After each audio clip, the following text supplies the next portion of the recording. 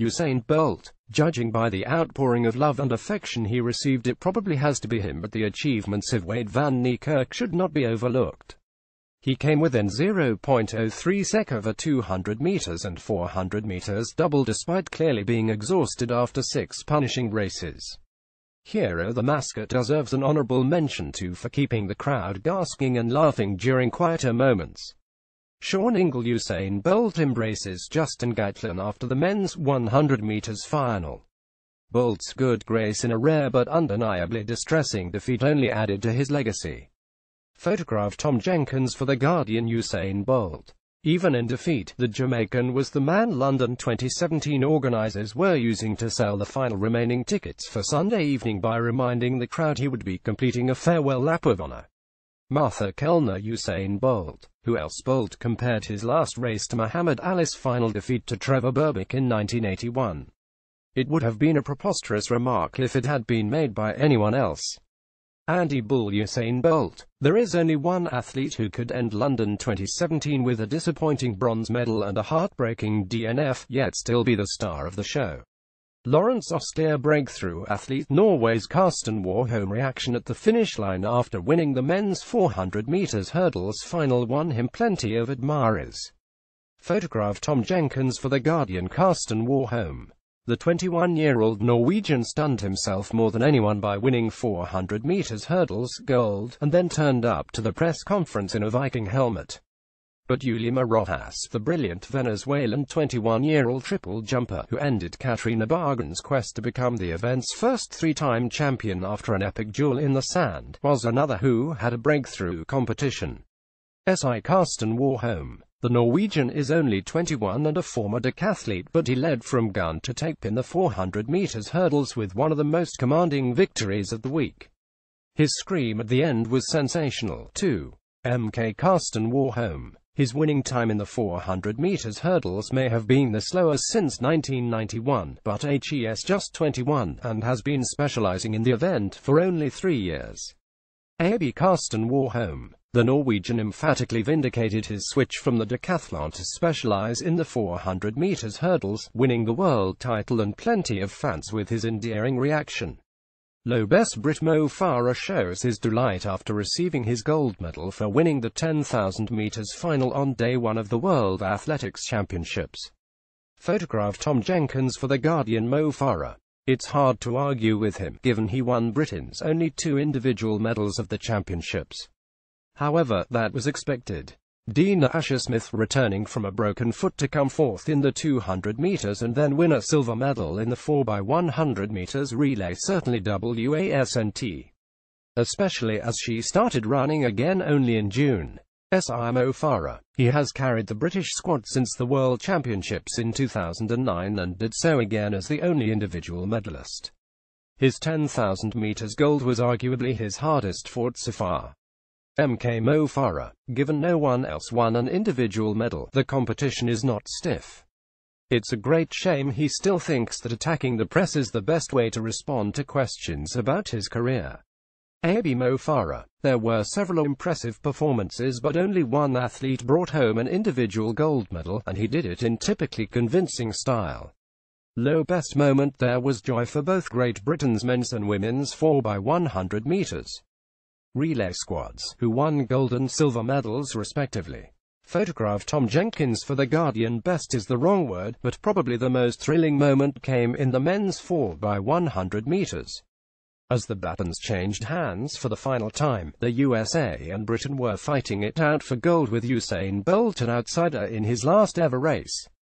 As the crowd wondered whether the Jamaican might produce a fairy tale finish, he dramatically pulled up with cramp before collapsing onto the track, leaving Britain's Nathaniel Mitchell-Blake to pip Christian Coleman for the gold.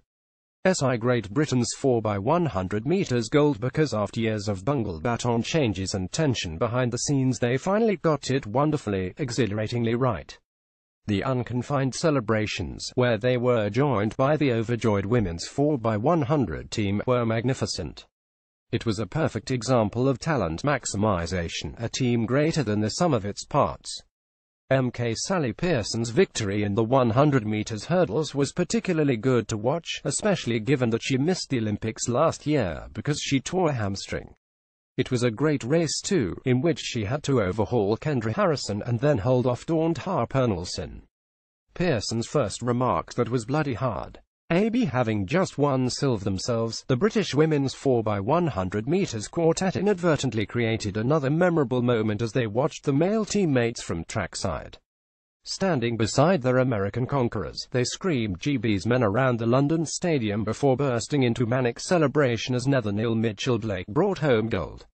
Low worst moment, Isaac Makwala of Botswana runs a solo heat of the men's 200 meters following his unfortunate exclusion from the heats in the 400 meters final. Photograph Tom Jenkins for The Guardian. The conspiracy theories. On the track, they came when Shawnee Miller-Uibo clipped her calf just 10 strides from the line when cruising to victory in the women's 400 meters and again when Bolt was injured in the 4x100 meters. The crazy suggestion the pair might be trying to avoid drug tests. Given they both won other medals in the championships, this was clearly nonsense.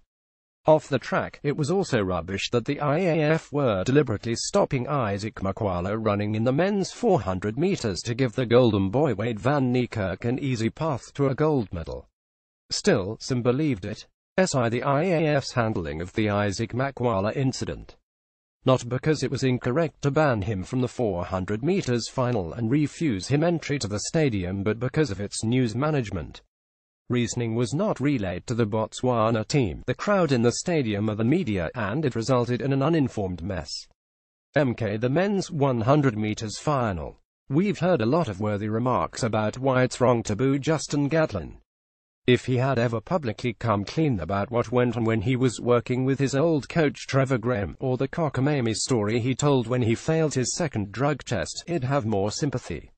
There were several reminders of the dangers inherent in athletics, none more so than Deborah John's horrific head-first crash into the fifth barrier of her 100 meters hurdles heat.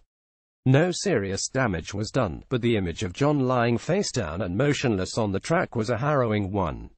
Before Doha 2019, the IAAF should realize that a World Championships in Qatar would be terrible for the sport.